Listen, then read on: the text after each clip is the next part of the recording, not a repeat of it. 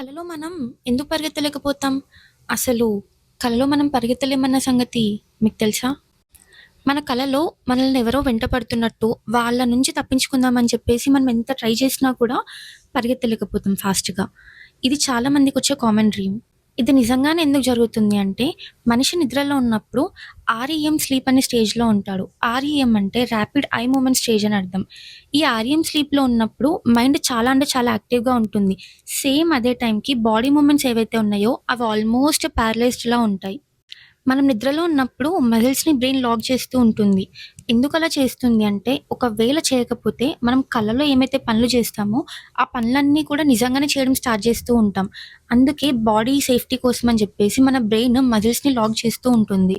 ఇంకొక shocking news ఏంటంటే, ఇలాంటి చేజింగ్ డ్రీమ్స్ ఏవైతే ఉంటాయో, ఇవన్నీ కూడా ఎవరైతే ఎక్కువ స్ట్రెస్ తీసుకుంటున్నారో, ఎవరైతే ఎక్కువ యాంగ్జైటీతోనుంటున్నారో, వాళ్ళకి మాత్రమే ఇలాంటి చేజింగ్ డ్రీమ్స్ అనేటివి వస్తాయి.